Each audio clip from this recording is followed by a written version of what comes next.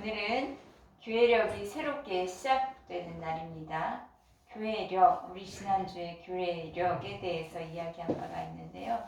교회력의 시작은 대림절부터 시작을 합니다. 그래서 오늘 주일은 대림절 또는 대강절이라고 부릅니다. 대림절은 이제 곧 오게 될 성탄의 4주 전부터 4번 동안 4번 대림절로 시작해서 4번 첫 번째 대림절, 두 번째 대림절, 세 번째, 네 번째 대림절이 지나면 이제 성탄절이 오는 것이에요. 이 대림절 첫 번째 주일의 주제는 기다림입니다. 누구를 기다려요? 예수 그리스도. 네, 예수님을 간절히 사모하고 기다리는 마음으로 대림절을 우리가 보내게 되는데, 대림절에는 사용하는 초가 있습니다. 우리가 지금 초를 세워두어야 하는데 이번엔 준비가 조금 늦어졌습니다. 그래서 다음 해부터는 초를 좀 사용하면 좋겠습니다. 대림절에 사용하는 초 4주간 이 초를 이제 켜게 되는데, 첫 번째에 사용하는 초는 진보라색입니다. 진보라색으로부터 시작해서 이제 두 번째는 보라색, 또 세 번째는 분홍색, 그리고 마지막 4번째 주에는 흰색 초를 켭니다. 초색이 이렇게 진보라, 보라, 분홍, 흰색으로 점점 옅어지는 데는, 그렇게 바뀌어가는 데는 이유가 있어요. 주님이 오시는데 주님 오심으로 인해서 우리의 주홍빛 같은 죄가 이제 희게 되었다는 것, 그것을 상징하는 그런 뜻이 있습니다. 그래서 4개의 초에는 각각 부르는 이름이 있어요. 예언의 초, 베들레헴의 초, 또 목자의 초, 그리고 천사들의 초. 이것은 이제 예수 사건, 예수 탄생 사건과 뭔가 연결되는 그런 표현들이죠. 2000년 전 하나님이신 예수님께서 인간의 몸을 입고 이 땅에 오셨습니다. 예수님께서 오실 그때는 로마의 지배를 받고 또 유대인들은 고통하는 그 신음 속에서 살던 때였기 때문에 그 유대인들은 메시아이신 예수님께서 오셔서 자신들의 왕이 되어 다스려 주시기만을 간절히 기다리고 있었습니다. 그들이 그렇게 간절히 기다리던 메시아, 어떻게 이 땅에 오셨습니까? 인간의 몸을 입고 한 아기로 오셨습니다. 이런 모습은 유대인들이 기대하던 메시아의 모습이었을까요? 그렇지 않았죠. 가장 낮고 천한 모습, 그것도 아기로 말밭통에 뛰어 계신 거예요. 이런 모습이 바로 메시아다라는 것을 도대체 누가 인정할 수 있습니까? 오늘날 이렇게 화려하고 물질적인 시대에서도 이 메시아 예수님이 그렇게 오셨다라고 이야기하면 과연 누가 믿을 수 있겠습니까? 예수님은 그것뿐만이 아니었습니다. 예수님의 마지막 이 땅에서의 모습은 어떠한 모습이었습니까? 우리가 겪어야 될, 인간이 겪어야 될 모든 것을 다 겪으시고, 그리고 우리 이런 죄인들을 용서하시기 위해서 십자가에서 참혹하게 죽으신 속죄의 어린 양이 되셨습니다. 예수님께서 세상 죄를 지고 가시는 어린 양으로 오심으로 우리의 모든 죄를 용서함 받았다는 것을 믿고 받아들인 그런 사람들은 구원받게 되었죠. 그리고 하나님을 나의 아빠, 아버지라고 부르는 그런 하나님의 자녀가 되었습니다. 2000년 전에 하나님이신데 인간으로 오신 예수님께서 우리의 죄를 위해 십자가에 죽으셨을 뿐만 아니라 우리를 위해서 부활하셨고 또 승천하셨습니다. 그러면서 약속하신 말씀 기억나시나요? 하늘로 올려진 이 예수는 하늘로 가심을 본 그대로 오시겠다. 그렇게 약속을 하셨어요. 이 약속을 믿는 우리는 이제 예수님께서 다시 오실 것이라는 그런 대림 신앙으로 살아가고 있습니다. 그러니까 오늘 우리가 기다리는 예수님은 다시 오실 재림의 주님이십니다. 해마다 성탄의 계절이 찾아옵니다. 성탄의 계절에 성도들은 예수님께서 인간 몸을 입고 오심을 기념을 하죠. 동시에 우리가 또 우리는 그 성탄의 계절에 예수님의 초림을 생각할 뿐만 아니라 이제 대림, 곧 오시겠다 약속하셨던 그 예수님의 재림을 기다리는 그런 성탄의 계절을 보내고 있는 것입니다. 자, 대림의 이 계절은 지난 1년의 우리들의 삶을 돌아보면서 다시 오실 주님을 기다리는 마음으로, 그리고 2000년 전에 인간 몸을 입고 이 땅에 오신 그 성탄을 준비하면서 하루하루를 보내야겠습니다.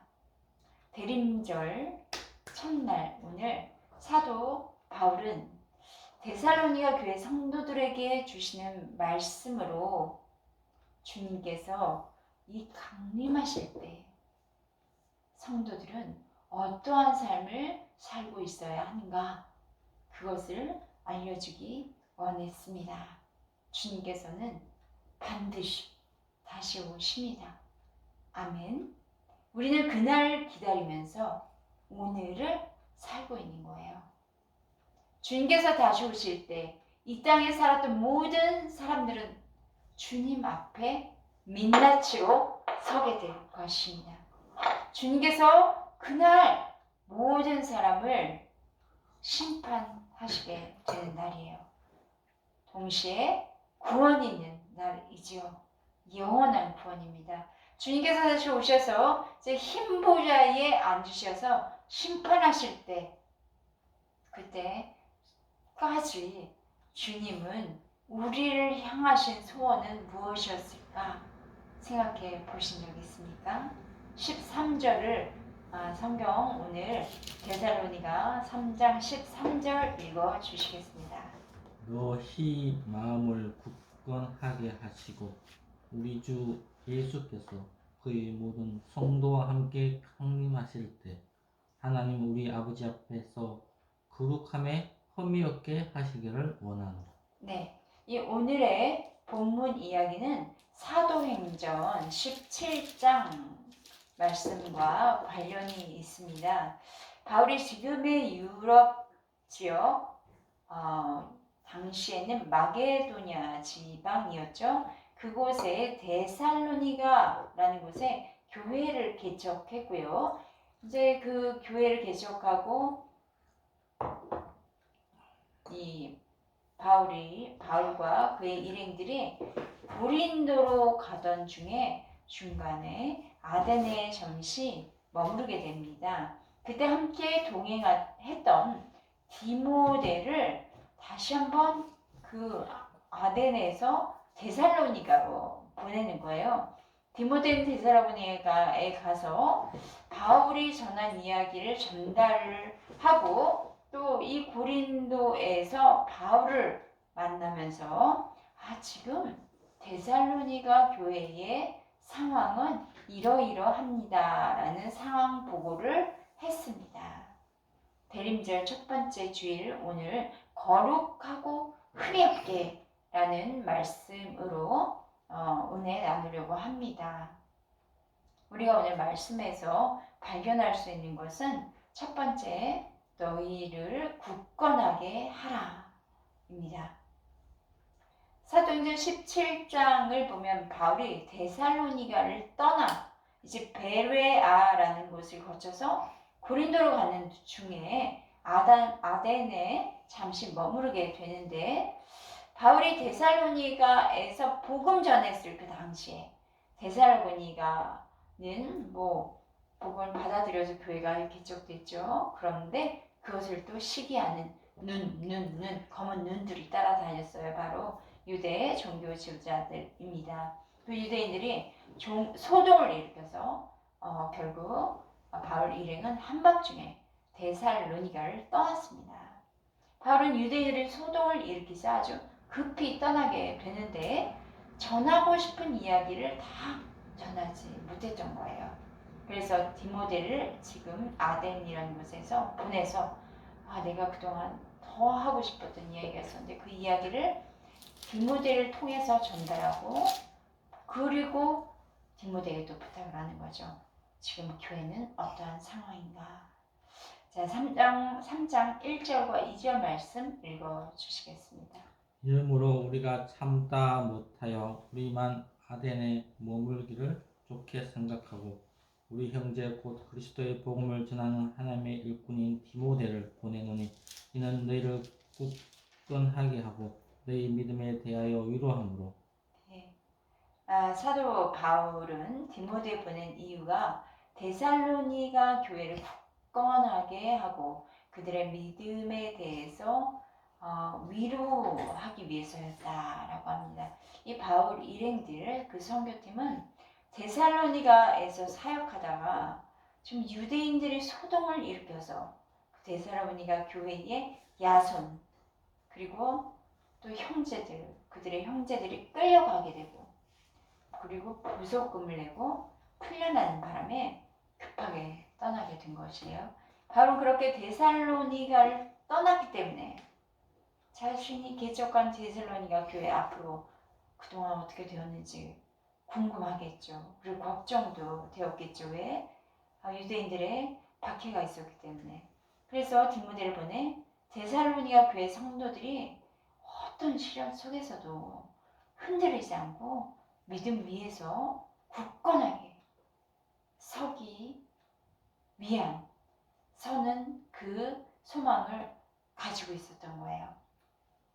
이처럼 우리 한 해를 마무리하면서 우리의 신앙은 견고한지 돌아보았으면 좋겠습니다. 우리의 신앙은 굳건하게 서 있는지 돌아보았으면 좋겠습니다. 여러 변화되는 상황들로 인해서 특히 코로나19가 장기화되면서 변수가 너무 많아졌어요. 하나님을 향한 믿음, 나는 그런 많은 변화 속에서 하나님을 향한 믿음 어떠한지 돌아보시기 바랍니다. 믿음이 약해지고 흔들렸다면 지금 우리가 한 해를 마무리하는 이 시점에서 믿음을 굳건하게 다시 세우시고 또 우리에게 절대 잊어서는 안 될 대림, 곧 주님께서 다시 오신다는 그 기다리는 신앙으로 회복되시기를 바랍니다. 하나님께서 왜 이 지구촌을 이렇게 힘들게 하시는 것일까? 하나님 정말 살아 계십니까? 의심할 수 있어요. 하나님 안 계신 거 아니야. 작년 성탄절에도 코로나 때문에 사실 어떻게 보내는지 그냥 그렇게 보냈어요. 올 한 해도 아주 힘들게 보냈죠. 그리고 지금도 변종이 나왔다. 코로나 변종으로 인해서 많은 사람들을 또 혼란스럽게 하는 이 가운데 중요한 것은 우리의 하나님에 대한 신앙은 흔들릴 수가 없는 거예요. 하나님과의 우리와의 관계는 흔들릴 수가 없습니다. 지금 우리의 상황에서 대림절에 가장 해야 할 중요한 것은 하나님의 말씀을 붙잡고 그리고 우리의 믿음을 굳건하게 하는 것입니다. 그래서 저희 가정도 매일 아침마다 말씀으로 시작하는 예배를 하고 있습니다. 하나님은 살아 계십니다. 어제나 오늘이나 영원토록 동일하시니 하나님은 살아 계십니다. 예수님 그리고 반드시 다시 오십니다. 예수님을 믿는 성도들은 재림의 날 구원을 받습니다. 이 믿음 위에 굳건하게 서셔서 흔들리지 말아야겠습니다. 2절 하반절 보시면 바울은 또한 너희 믿음에 대하여 위로하기 위해서 디모데를 보냈다고 합니다. 바울이 데살로니가 떠날 때의 상황은 유대인들이 그 핍박하는 상황이었습니다. 바울은 데살로니가를 떠난 상황에서 데살로니가에 남아 믿음 지키는 성도들의 그 환난 받는 것을 좀 위로하고 싶은 마음으로 디모데를 보낸 것도 있습니다. 이렇게 교회는 그리스도인들 서로를 위로하고 격려하는 그런 공동체입니다. 그렇기 때문에 교회는 공동체가 되는 거예요. 나 홀로의 신앙은 이 세상에서 살아남기가 쉽지 않습니다. 서로가 서로를 돌아보며 힘들고 어려운 그런 일을 겪는 성도들에게 관심을 갖고 또 격려하고 위로하며 서로를 위해서 세우기를 기도해 주며 주님 다시 오실 때까지 기다리는 것입니다. 바울 사도에서 디모데를 보낸 또 다른 이유가 있는데요. 앞의 부분과 비슷한 3절을 읽어 주시겠습니다. 아무도 이 여러 환난 중에 흔들리지 않게 하려 함이라. 우리가 이것을 위하여 세움받은 줄 너희가 친히 알리라. 네, 바울이 데살로니가 떠날 때 아까 말씀드린 것처럼 유대인 박해, 또 데살로니가 교회 안에서도 다양한 박해가 계속되고 있었습니다. 바울은 자신으로 인해 데살로니가 교회 성도들이 박해받고, 그리고 시대적인 상황에서도 계속 여전히 박해를 받아야 하는 그런 데살로니가 교회 성도들이 흔들리지 않도록 하기 위해서 디모데를 보내 격려하고 흔들리지 말아라 라고 한 것을 알 수 있습니다. 모든 그리스도인들은 믿음 때문에 받는 환난이 있을지라도 하나님이 과연 살아계시나 안 살아계시나 그런 마음으로 흔들리지 않고 굳건하게 서서 주님을 따르도록 부름을 받았다는 것을 잊지 말아야겠습니다. 우리 예번교회도 개척교회이기 때문에 작은 상황 속에서 흔들릴 수 있는 좀 연약한 모습이 있습니다. 우리 교회는 그러나 어떤 상황에서도 흔들리지 않고 굳건하게 예배하고 굳건하게 기도하며 굳건하게 찬양하며 그렇게 하루하루를 살아내서 세워줘야겠습니다. 더 나아가서 우리 자신만 세워지는 게 아니라 환난받는 사람들을 도와주는 사랑이 나가는 그런 교회가 되어야겠습니다.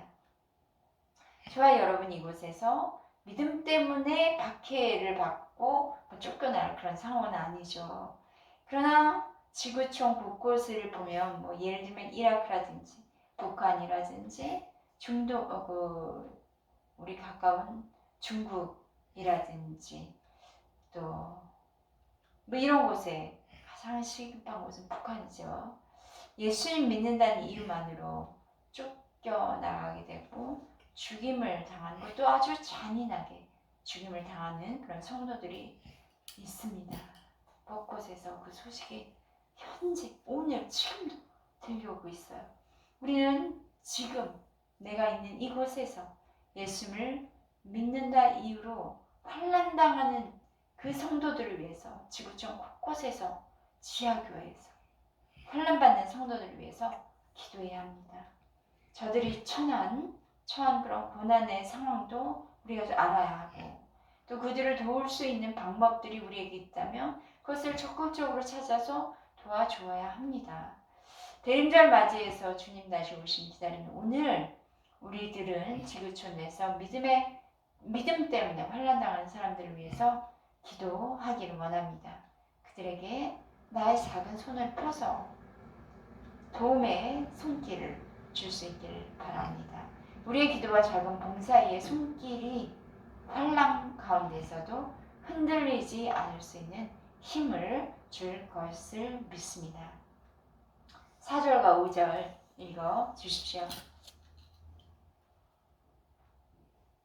우리가 너희와 함께 있을 때에 장차 받을 환난을 너희에게 미리 말하였는데 과연 그렇게 된 것을 너희가 아느니라. 이러므로 나도 참다 못하여 너희 믿음을 알기 위하여 그를 보내었노니 이는 혹 시험하는 자가 너희를 시험하여 우리 수고를 헛되게 할까 함이니. 네, 바울은 데살로니가에서 사역할 때에 예수님 믿는 사람들은 환난을 당하게 된다는 것을 이미 가르친 적이 있습니다. 그런데 지금 데살로니가 교회 성도들이 환난을 당하고 있다는 것을 이렇게 듣게 된 거죠. 그리고 그래서 바울은 지금 데살로니가 교회가 환난당한 상황에서 어떻게 하고 있는지 디모데를 보낸다고 말합니다. 혹시 시험하는 자들에게 데살로니가 그 교회 성도들이 넘어가서 우리가 처음에 개척하면서 복음을 열심히 전했던 그것이 헛된 수고가 다 되어버린 것은 아닐까? 이들이 믿음에서 실족하게 되지 않을까? 복음을 떠나게 되지 않을까? 라고 바울은 걱정스럽게 말하고 있습니다. 바울은 데살로니가 교회가 어려움 속에서 굳건하게 믿음 지키는지 확인하기 위해서 지금 디모데를 보냈습니다. 바울의 소원처럼 예수님이 우리를 향한 소원이 있다는 것이죠. 그것은 어떤 상황에서도 흔들리지 않는 믿음으로 주님께서 다시 오실 그 날을 기대하는 대림 신앙으로 살아가기 원하십니다. 두 번째 우리가 오늘 또 볼 말씀은 사랑의 수고를 아끼지 말라. 우리 대림 신앙으로 현재를 살아갈 때에 사랑의 수고를 아끼지 말아야 하는데요. 디모데는 데살로니가 교회에 가서 바울의 이야기를 전하고 이제 데살로니가 교회의 신앙을 점검하고 돌아와요. 그리고 바울에게 보고를 하는 내용이 있습니다. 네, 6절 말씀을 읽어주세요. 지금은 디모데가 너희에게로부터 와서 너희 믿음과 사랑의 기쁜 소식을 우리에게 전하고 또 너희가 항상 우리를 잘 생각하여 우리가 너희를 간절히 보고자 함과 같이 너희도 우리를 간절히 보고자 한다 하니. 네, 디모데 보고에 의하면 데살로니가 교회가 믿음 위에 서서 사랑을 잘 실천하고 있습니다. 이런 소식을 듣게 된 거예요. 바울은 1장 3절에서 이런 말을 했어요. 너희의 믿음의 역사와 사랑의 수고와 또 우리 주 예수 그리스도에 대한 소망의 인내를 따라 우리 하나님 아버지 앞에서 끊임없이 기억함이니 바울이 계속 기억하고 있는 것.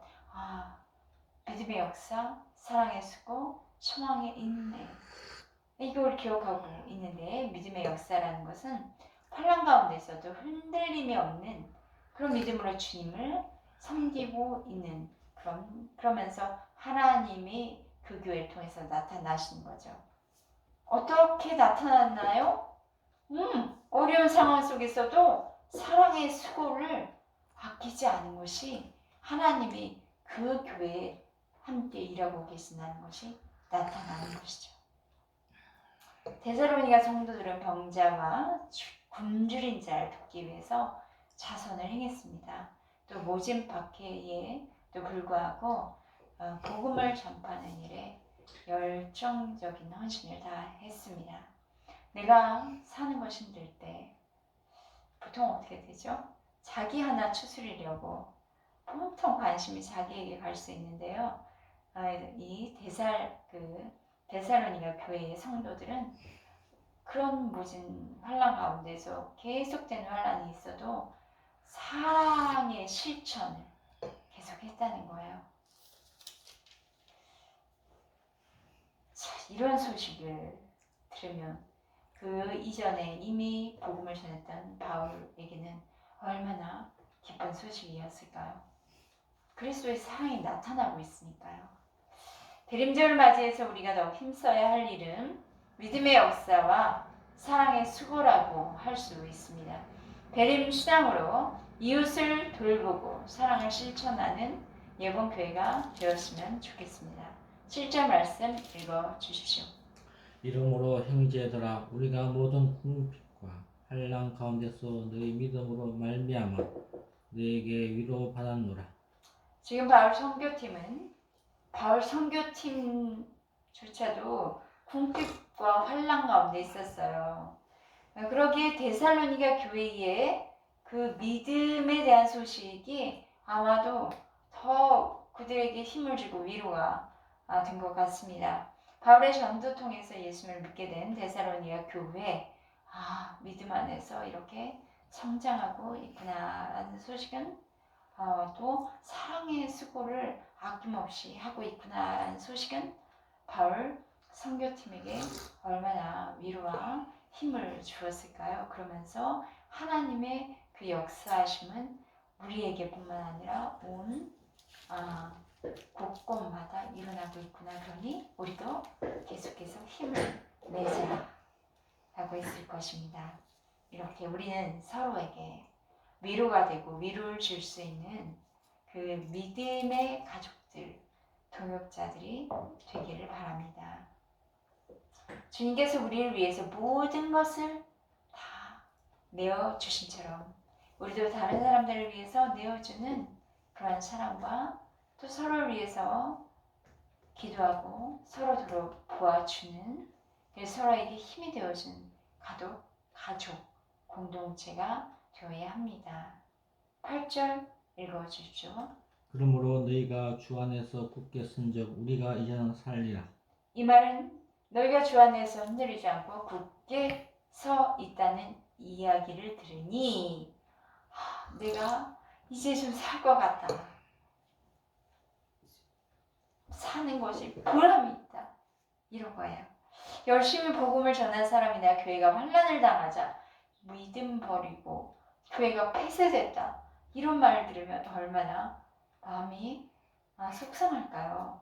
그런데 환난 속에서도 믿음을 지키고 또 오히려 사랑에 수고한다는 복을 받으니 바울은 보람이 있고 뿌듯하고 살 것 같다. 마음이 시원했던 것 같습니다. 우리도 누군가에게 복음을 전했는데 그가 예수 믿게 되고 그 믿음이 지금 쑥쑥쑥 성장하고 있다. 이런 소식 들으면 내가 그동안 했던 것에 보람을 느끼게 되고 또 하나님의 살아계심을 더 경험하게 되고 그것이 또 간증거리가 되는 것이죠. 우리에게 복음을 전해 주신 우리에게 여기 계신 한 분에게 복음을 전해준 사람 생각나시나요? 여러분들이 있을 거예요.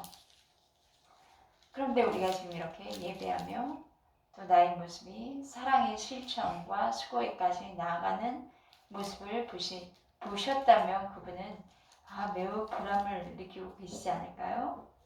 무엇보다 우리 위해서 죽으시고 다시 오실 예수님 보시기에 예수님이 그래 내가 너를 구원한 보람이 있다 라고 칭찬받는 예보교회가 되었으면 좋겠습니다.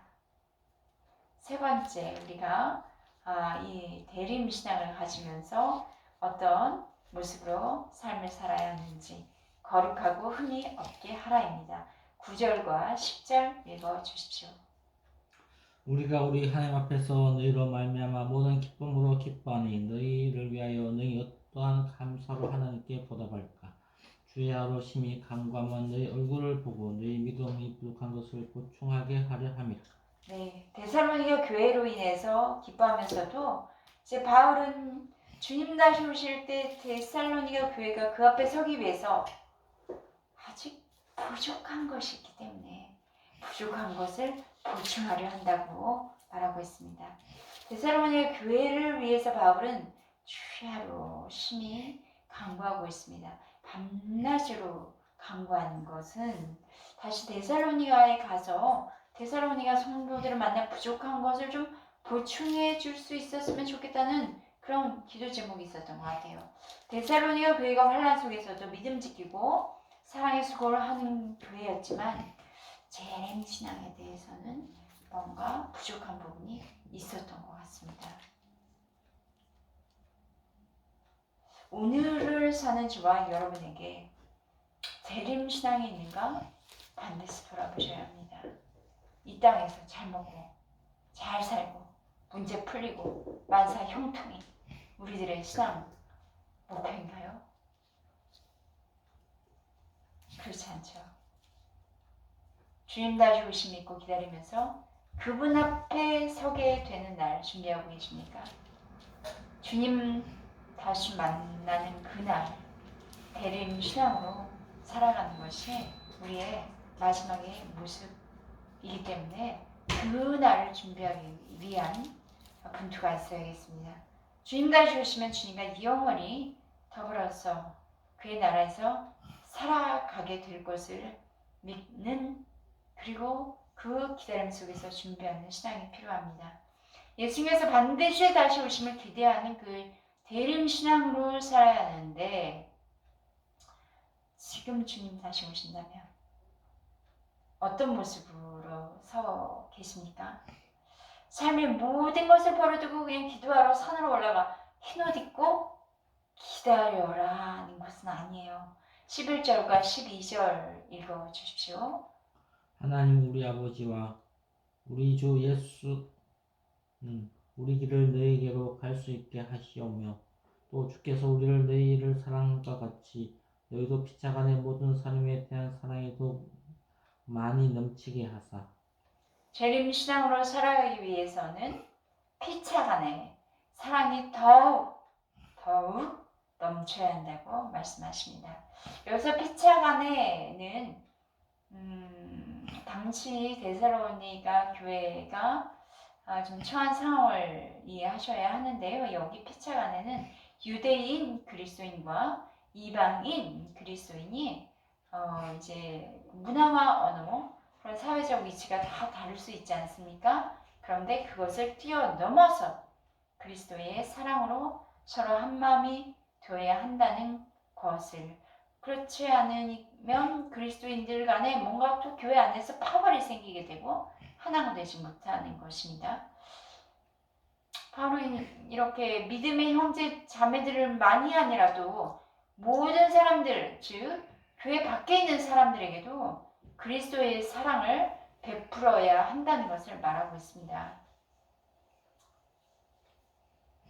얼마 전에 몇 개 교회에 전도용 소금을 나눠 주시는 목사님이 계신데요. 무료로 우리 교회에도 그 한 박스를 주셨습니다. 자신이 생산한 것을 무료로 나누는 그런 사랑 나눔이라고 할 수 있습니다. 이런 일들이 모든 사람들에게 사랑이 더 많아 넘치게 하는 일입니다. 전도할 때에 또 예수님을 믿지 않거나 아니면 믿던 간에 주의 이름으로 사랑을 실천하는 것입니다. 주님께서 우리 위해서 오신 성탄절을 기다리고 주님 다시 오심을 기다리는 우리는 같은 믿음 안에서 그리스도 예수의 한 마음이 되어 교회 밖에 있는 사람들에게도 그 사랑을 베풀어 사랑이 더욱더 흘러넘쳐서 넘치도록 해야겠습니다. 13절 읽어주십시오. 너희 마음을 굳건하게 하시고 우리 주 예수께서 그의 모든 성도와 함께 강림하실 때 하나님 우리 아버지 앞에서 거룩함에 흠이 없게 하시기를 원하노라. 네, 주님 다시 오실 때 주 앞에서 거룩하고 흠이 없게 서기 위해 마음을 굳게 해야 합니다. 마음 굳건하게 한다는 말은 믿음을 굳건히 하게 한다는 말과 함께 거룩하고 흠이 없는 믿음을 주기 위해 마음이 굳건하게 해야 한다는 거예요. 주님은 레위기에서 말씀하셨어요. 내가 거룩하니 너희도 거룩할지어다. 주의 뜻은 거룩함으로 우리의 마음을 굳건히 지키는 것입니다. 어떤 어려움 속에서도 어떤 환난과 핍박에서도 흔들리지 않고 굳건한 믿음으로 주님 재림을 기다리는 대림 신앙으로 사는 저와 여러분 되기를 바랍니다. 주님 다시 오십니다. 주님 다시 오십니다. 아멘. 주 예수여 어서 오시옵소서 라고 우리 성경의 마지막 요한계시록 끝부분의 말씀이 그러하죠. 주님 다시 오실 때 그 앞에 거룩하고 흠이 없는 성도로 서기 위해서 굳건하고 흔들림이 없는 믿음으로 진정한 사랑, 실천하는 사랑, 그것을 보여주는 예봉교회의 모든 성도가